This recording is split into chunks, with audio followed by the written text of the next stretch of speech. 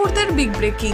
এবার সুপ্রিম কোর্টের রায় কার্যত বজ্রাঘাত বাংলার প্রাথমিক ও উচ্চ প্রাথমিক শিক্ষকদের ওপর। বহু বছর ধরে স্কুলে পড়ানো শিক্ষক শিক্ষিকাদের জানিয়ে দেওয়া হয়েছে আগামী 2 বছরের মধ্যে টিচার এলিজিবিলিটি টেস্ট বা টেট পাস করতেই হবে। সফল না হলে চাকরি যাবে বা বাধ্যতামূলক অবসরে পাঠানো হবে। গত 1 সেপ্টেম্বর বিচারপতি দীপঙ্কর দত্ত ও বিচারপতি মনমোহনের বেঞ্চ এই রায় দেন। আদালতের নির্দেশ অনুযায়ী দেশের সব রাজ্যে এই নিয়ম কার্যকর হবে। যাদের বয়স 55 বছর পার তাদের ক্ষেত্রে ছাড় থাকছে, তবে বাকিদের ক্ষেত্রে টেট বাধ্যতামূলক। সংখ্যালঘু প্রতিষ্ঠানগুলিকে এই নিয়ম মানতে হবে না। বাংলায় পরিস্থিতি আরো জটিল। শিক্ষা দপ্তর সূত্রে খবর, প্রাথমিক স্তরে বহু শিক্ষক রয়েছেন যারা টেট ছাড়াই নিয়োগ পেয়েছেন।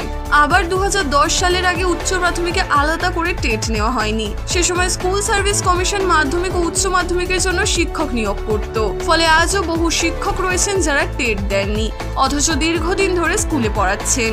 বাম আমলে মাধ্যমিক পাশ করলেই প্রাথমিক শিক্ষকতার জন্য আবেদন করা যেত। প্রশিক্ষণ বাধ্যতামূলক ছিল না। 2009 সালে 54,000 শিক্ষকের নিয়োগও হয়েছিল সেই নিয়মে। তাই বাংলাতেই কয়েক লক্ষ শিক্ষক আছেন যাদের নিয়োগ টেটবিহীন। কেন্দ্রীয় শিক্ষা প্রতিমন্ত্রী সুকান্ত মজুমদার জানিয়েছেন, এই রায় নিয়ে কেন্দ্র আইনি পরামর্শ নিচ্ছে। সেই পরামর্শ মেনেই পরবর্তী পদক্ষেপ ঘোষণা হবে। ইতিমধ্যেই all India primary teachers federation ও পশ্চিমবঙ্গ প্রাথমিক শিক্ষক সমিতি কেন্দ্রীয় শিক্ষামন্ত্রীর সঙ্গে বৈঠক করে তাদের আশঙ্কার কথা জানিয়েছেন। আইনজ্ঞ মহলের মতে শিক্ষার মান ও শিক্ষকের যোগ্যতা নিশ্চিত করতেই এই রায়। শিক্ষার অধিকার আইন 2010 সালে কার্যকর হয়, তখন থেকেই টেট বাধ্যতামূলক। কিন্তু এবার তার আওতায় চলে এলেন 20 থেকে 30 বছর ধরে শিক্ষকতা করা শিক্ষকেরাও। প্রাথমিক শিক্ষা পর্ষদের সভাপতি গৌতম পাল বলেন, শিক্ষার মান রক্ষা করতে এই সিদ্ধান্ত জরুরি। কিন্তু এতদিন পর শিক্ষকরা নতুন করে টেট দিয়ে সফল হতে পারবেন কিনা সেটা নিয়ে প্রশ্ন থেকেই যাচ্ছে। 21 বছর আগে ডিপিএসসি পরীক্ষায় উত্তীর্ণ হয়ে শিক্ষকতা শুরু করেছিলেন সুজয় শিকদার। বর্তমানে তিনি প্রধান শিক্ষক। তার বক্তব্য, সরকারি পদ্ধতি মেনেই নিয়োগ হয়েছিল, তখন টেট বাধ্যতামূলক ছিল না। এখন আবার পরীক্ষা দিয়ে সফল হতে না পারলে চাকরি যাবে, এটা কি ন্যায্য? রায় কার্যকর হলে পশ্চিমবঙ্গ সহ গোটা দেশেই কয়েক লক্ষ শিক্ষক অনিশ্চয়তায় পড়বেন। শুধু চাকরি নয়, শিক্ষা ব্যবস্থার ভবিষ্যৎ প্রশ্নের মুখে। বন্ধুরা, আরো একটি গুরুত্বপূর্ণ খবর, দুর্গাপুজোর মুখে কলকাতার সফরে আসছেন প্রধানমন্ত্রী নরেন্দ্র মোদী। আগামী 15 সেপ্টেম্বর ভারতীয় সেনার যৌথ কমান্ডার সম্মেলনের উদ্বোধন করতে বাংলায় আসবেন তিনি। এই জন্য আগামী 14 এবং 15 সেপ্টেম্বর শহরের বিভিন্ন রাস্তায় যান চলাচলে বিধিনিষেধ থাকবে। শুক্রবার এই নিয়ে বিবৃতি দিলেন কলকাতার পুলিশ কমিশনার মনোজ বর্মা। কোন কোন সময় কোন কোন রাস্তায় ভারী গাড়ি চলাচলে বিধিনিষেধ থাকবে স্পষ্ট করে দিলেন নগরপাল। কলকাতার পুলিশ কমিশনার জানিয়েছেন, প্রধানমন্ত্রীর সফর উপলক্ষে কলকাতা শহর সহ কলকাতা পুলিশের এখতিয়ারভুক্ত বিভিন্ন রাস্তায় আগামী 14 এবং 15 সেপ্টেম্বর পণ্যবাহী যান চলাচল বন্ধ থাকবে। বিশেষত 14 তারিখ দুপুর 3:30 থেকে রাত 8টা এবং পরের দিন অর্থাৎ 15 সেপ্টেম্বর সকাল 7:30 থেকে বিকেল 4টে পর্যন্ত এই নিষেধাজ্ঞা জারি থাকবে। সেই সঙ্গে প্রধানমন্ত্রী এবং অন্যান্য বিশেষ ব্যক্তির সফরসূচি অনুযায়ী ওই সময়সীমা বাড়ানো হতে পারে। 14 সেপ্টেম্বর দুপুর 3:30 থেকে রাত 8টা পর্যন্ত রাজভবন দক্ষিণ গেট থেকে RR avenue, red road, J&N island থেকে মা উড়ালপুলে পণ্যবাহী গাড়ি চলাচল বন্ধ থাকবে।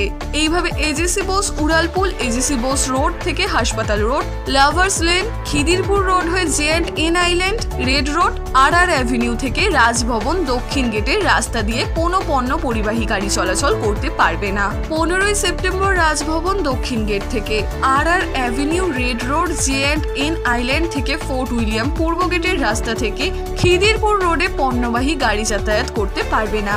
এই বিধিনিষেধ কার্যকর হবে সকাল 7:30 থেকে বিকেল 4টে পর্যন্ত।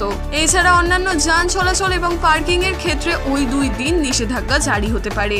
সেই 2 দিন বিভিন্ন রাস্তায় ট্রাফিকের দায়িত্বে থাকা আধিকারিকেরা তা জানিয়ে দেবেন। আর 14 সেপ্টেম্বর সকাল 6টা থেকে 15 সেপ্টেম্বর রাত 10টা পর্যন্ত রাজভবনের আশেপাশের রাস্তা দিয়ে ভারী গাড়ি চলাচল একেবারেই নিষিদ্ধ করা হচ্ছে।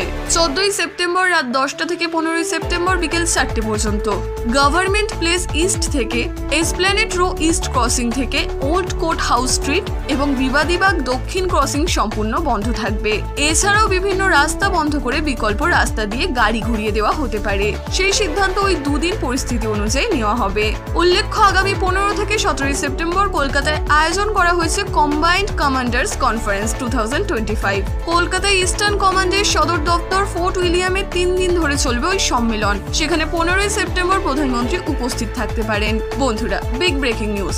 এই মামলাটি মূলত 2020 থেকে 22 শিক্ষাবর্ষের ডিএলএড প্রার্থীদের সঙ্গে যুক্ত। প্রাথমিক শিক্ষা পর্ষদের বিরুদ্ধে অভিযোগ ছিল যে তারা আদালতের নির্দেশ সত্ত্বেও সঠিকভাবে নিয়োগ প্রক্রিয়া সম্পন্ন করেনি। এর ফলে অনেক যোগ্য প্রার্থী চাকরি থেকে বঞ্চিত হচ্ছিলেন। মামলাকারীদের তরফে আইনজীবী আদালতে জানান যে পর্ষদ আদালতের নির্দেশ অমান্য করেছে। অন্যদিকে পর্ষদের আইনজীবী জয়দীপ গুপ্ত জানান যে ইচ্ছাকৃতভাবে নির্দেশ অমান্য করা হয়নি, বরং কিছু পরিস্থিতির কারণে এই সমস্যা তৈরি হয়েছে। সুপ্রিম কোর্ট এই মামলায় একটি ঐতিহাসিক রায় দিয়েছে। বিচারপতিরা স্পষ্ট জানিয়েছেন যে সংবিধানের 142 নম্বর ধারা অনুযায়ী সম্পূর্ণ ন্যায় বিচারের জন্য আদালতের নির্দেশ মেনে চলা বাধ্যতামূলক। আদালত অবমাননার মামলা এবং অন্যান্য সম্পর্কিত ফাইল খারিজ করে দিয়ে রাজ্য সরকারকে একটি নতুন সুযোগ দিয়েছে। রায়ের গুরুত্বপূর্ণ দিকগুলি হলো: শূন্যপদ পুনর্বিন্যাস।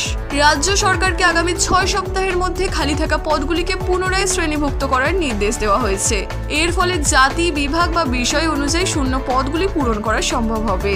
2020 থেকে 22 ব্যাচের চাকরি বহাল।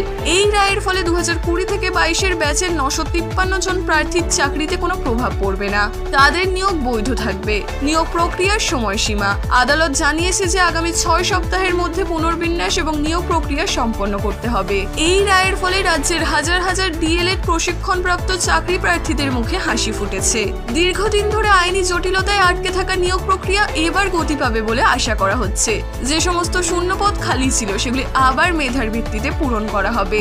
এই রায় শুধুমাত্র চাকরি প্রার্থীদের জন্যই নয়, রাজ্যের শিক্ষা ব্যবস্থার জন্য একটি ইতিবাচক দিক। এখন দেখার বিষয় রাজ্য সরকার এবং প্রাথমিক শিক্ষা পর্ষদ আদালতের নির্দেশ মেনে কত দ্রুত নিয়োগ প্রক্রিয়া সম্পন্ন করতে পারে। আগামী 6 সপ্তাহ রাজ্যের চাকরি প্রার্থীদের জন্য অত্যন্ত গুরুত্বপূর্ণ হতে চলেছে। আশা করা যায় সমস্ত পক্ষ আদালতের নির্দেশকে সম্মান জানিয়ে স্বচ্ছতার সঙ্গে নিয়োগ প্রক্রিয়া এগিয়ে নিয়ে যাবে এবং যোগ্য প্রার্থীরা তাদের অধিকার পাবে। বন্ধুরা, আরও একটি গুরুত্বপূর্ণ খবর। রাজ্যের রাজনীতিতে দলবদল নতুন নয়, তবে বাঁকুড়ায় যা ঘটেছে তা রীতিমতো নাটকীয়। দুপুরে এক রাজনৈতিক দলের পতাকা হাতে নিয়ে রাতেই সেই দল ছেড়ে পুরনো শিবিরে ফিরে যাওয়ার ঘটনায় সাড়া পড়ে গেছে। বাঁকুড়ার ওন্দা ব্লকের চিঙ্গানি গ্রাম পঞ্চায়েতের সদস্য গণেশ মল্লকে নিয়ে এখন জোর চর্চা। বুধবার দুপুরে বাঁকুড়ার বিষ্ণুপুর সাংগঠনিক জেলা তৃণমূল কংগ্রেস কার্যালয়ে তৃণমূলের পতাকা হাতে তুলে নেন গণেশ। তার সঙ্গে ছিলেন তারাপদ পাল নামে আরও এক বিজেপি সদস্য।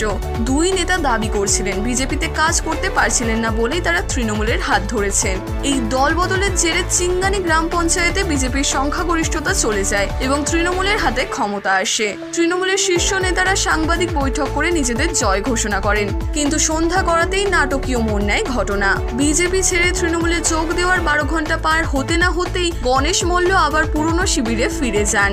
বিজেপির বিষ্ণুপুর সাংগঠনিক জেলার যুব সভাপতি কল্যাণ চট্টোপাধ্যায়ের হাত থেকে তিনি ফের বিজেপির পতাকা তুলে নেন। গণেশের এই ভুল বদলে স্বাভাবিকভাবেই চরম অস্বস্তিতে পড়েছে শাসক দল। কিন্তু কেন এই সিদ্ধান্ত? গণেশ মল্লের দাবি তাকে চাকরি এবং পুরনো বকেয়া টাকা পাইয়ে দেওয়ার লোভ দেখিয়ে ভুল বুঝিয়ে তৃণমূলে নিয়ে যাওয়া হয়েছিল। এদিকে বিজেপিতে থাকাকালীন তার বক্তব্য ছিল তিনি মানুষের জন্য কাজ করতে পারছিলেন না। এই ঘটনা বাঁকুড়ার রাজনৈতিক মহলে ব্যাপক আলোচনার জন্ম দিয়েছে। হঠাৎ দল বদলের এই ঘটনায় স্থানীয় রাজনৈতিক পরিস্থিতি কোন দিকে মোড় নেয়, এখন সেটাই দেখার।